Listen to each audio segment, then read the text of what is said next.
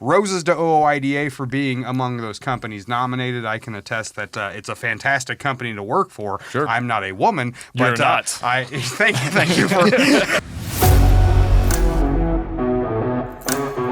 And we are back with another edition of Roses and Razzberries. I'm S.J. Munoz, Ryan Witkowski, Tyson Fisher joining me again as always. How are we doing today, gentlemen? Fantastic I today. am phenomenal. Well, I didn't expect those All right. responses, but I mean, we might as well get going then. But before we do, I just want to remind everybody, if you do have an idea for a rose or a raspberry, you can send those to roses@landlinemag.com. And I don't want to do too much describing here of this first story, Tyson. I'll just let you let it rip, and we'll go from there. So I have roses and raspberries to give out for some incidents involving some of the most vulnerable, pedestrians and trucker co-pilots, and I'm talking about kittens and puppies. So we're going to lead off with kittens and puppies today. So roses to a truck driver who saved a kitten on the highway. So there's a video that's kind of gone viral of a kitten just laying in the middle of US 441 in I think it's pronounced Alachua County, Florida. We'll go with it. Yeah, We'll go with it. Yeah, sounds good. Sounds right.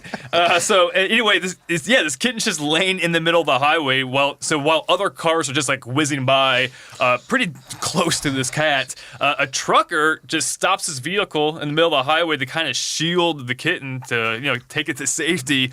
The Alachua County Police Department eventually shows up to pick up the kitten who was cited for obstructing highway traffic. So it's not true, but you can imagine if it was, right? Yeah, right.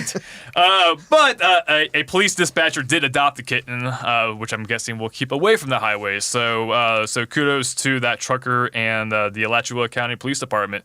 On the other hand, I got some raspberries to hand out to some I'll describe as psychopaths.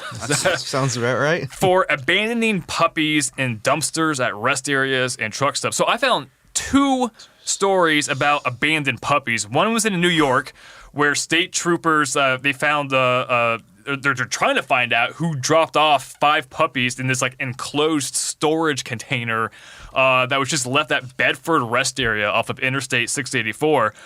And then meanwhile in Hernando, Mississippi, which is just outside of Memphis, 3 hungry and dehydrated puppies were found in a dumpster at the DeSoto County Welcome Center off Interstate 55. And so, the trucker community, from all I've seen, they're definitely, it's an animal-friendly one, the community. So it's probably not a trucker, but still, it's like this sickening trend that I started to see the past couple of weeks. So just be on the lookout for abandoned puppies, apparently, because that's a trend that's going on. But that being said, I've been stumbling upon just like images of sad, hungry puppies. That's not a Google search. Lord, so what I'm trying to say is, feel free to send me pictures of your happy, healthy, pets. Because I don't want to go through your browser history. Do not. Well, it's kind of like one of those things too. It's like, there's so many resources out there. It's like just adoption age, programs, and you see the commercials at night, which is I was kind of thinking when you're talking about that. It's like,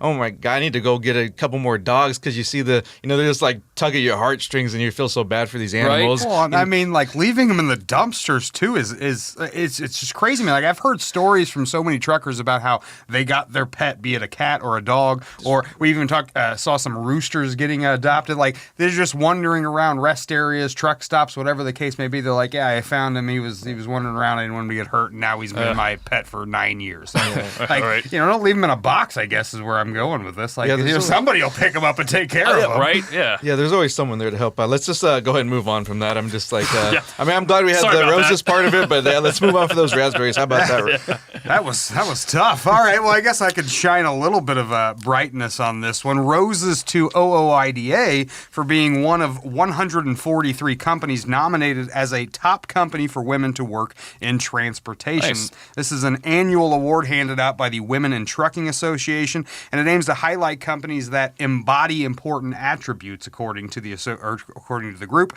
when it comes to being one of those companies. The public will have through June 28th to vote online for the award. You can select up to 10 companies that have been nominated to receive that top honor.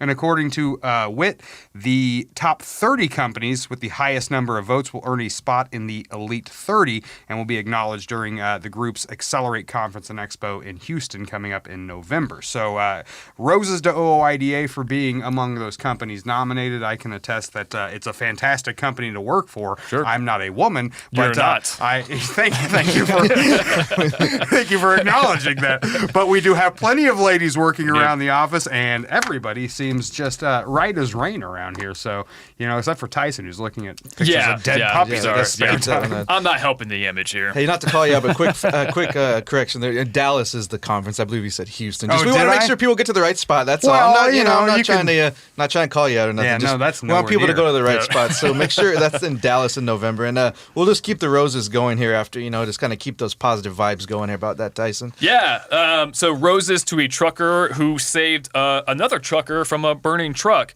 So this happened in Grand Chutes, Wisconsin, off of Interstate 41, kind of near Route 15 in that area.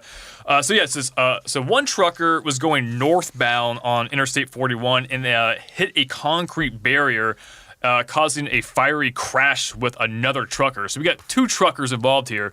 Meanwhile, a third trucker, Randall Denio, he was going southbound when he witnessed the incident. So what he did after he witnessed this fiery crash, he stopped his truck, pulled it over, grabbed his fire extinguisher, crossed the median, and then stood in knee-high mud, oil, and diesel fuel. Yeah, with the fire right by it. With the fire, all that.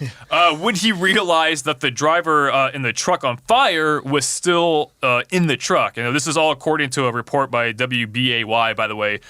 Great reporting on their end. But he did manage to get her out, thereby, saving her life. So, Denazio's. So, yeah. This is the fun part. So WBAY asked Denazio, what his response was to why he saved her life, and his response was, "It's just what he does." That's it. It's that simple. Am I a horrible person? just what Because I that's do. not what I do. Like I don't think that's gonna be my response. Well, especially Yeah. when you consider the circumstances, that's such a dangerous situation. But it's almost like, I'm not saying, what it is, but just like it seems like that's the typical response is like they don't feel like they're going that extra mile, but that's obviously they are. Like there's no doubt about that. No, my immediate response is holy bleep, and then I maybe call 911. Yeah, you might call right? somebody, but just like actually like running to the danger is not a typical human reaction. But yeah, we see this all the time. So with that being said, I think this guy definitely should be nominated for a Highway Hero or Highway Angel award. So don't be surprised if you see his name pop up again later when he's getting nominated for one of those awards. Tip So of the cap, Randall Denazio. yeah, right. Not what I do.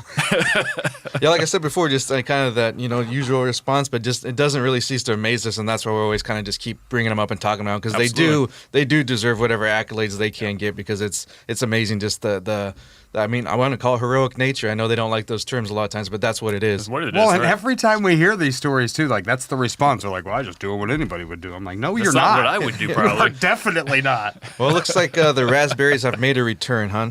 Oh yeah. So raspberries, I'm going to pass them out to the Pennsylvania State Police, or I guess at least one trooper in particular. Recently, the state's DOT and law enforcement teamed up for an initiative targeting unsafe driving practices in work zones. It's known as Operation Yellow Jacket. Now, I'm going to go ahead and start this by saying, this is something that's an important thing. Right. You should definitely try to reduce work zone fatalities, and I take a second and save a life and all of that, right? I'm on board.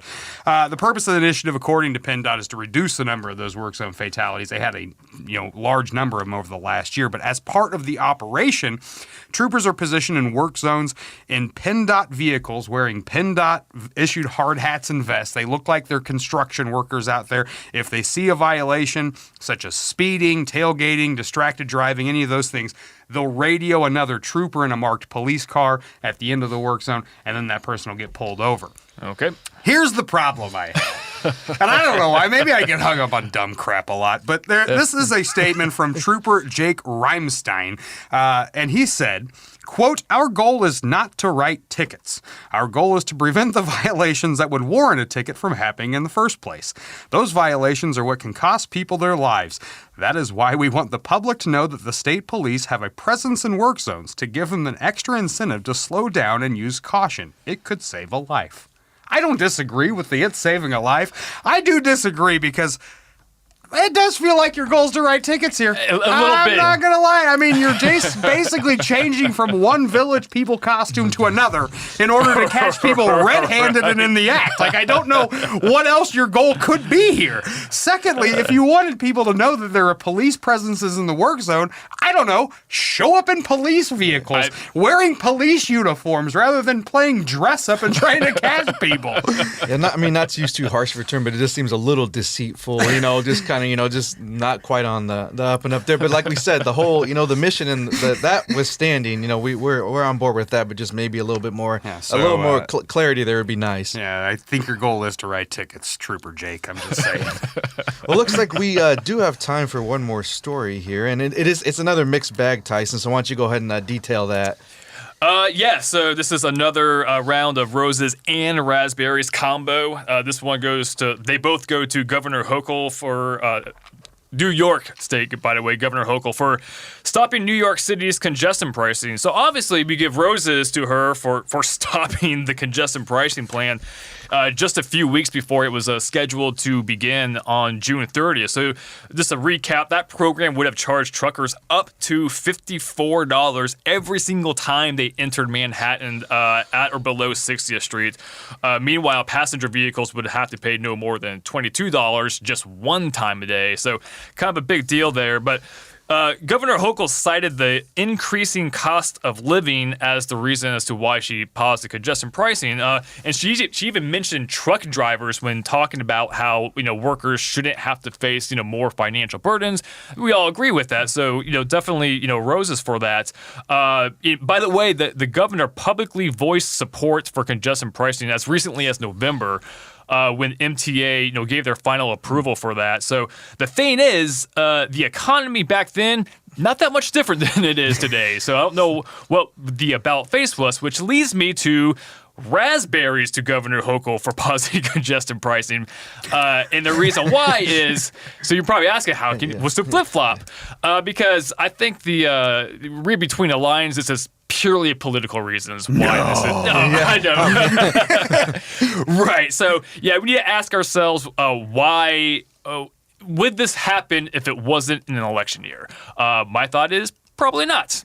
Just my guess. I'm just putting that out there. So, that being said, this is only in a quote indefinite pause. So, chances are that once the dust has settled on the November election, plans to carry on with congestion pricing is likely to proceed. So in the meantime, there's more than half a dozen federal lawsuits to challenge the program. So, maybe the courts will stop it in the meantime. But sure. Just this weird flip-flop, weird timing. But the end result is, yay, no congestion pricing. So indefinite pause. So once we count all the ballots, we'll get back to it. I got it. Exactly right. Yeah. And good news for you, being something that you cover regularly, you're gonna have you'll be following this. We can say that. It'll keep me busy. It'll keep me busy for sure. Between that and the dead puppies. All right, well, it looks like the joys of journalism.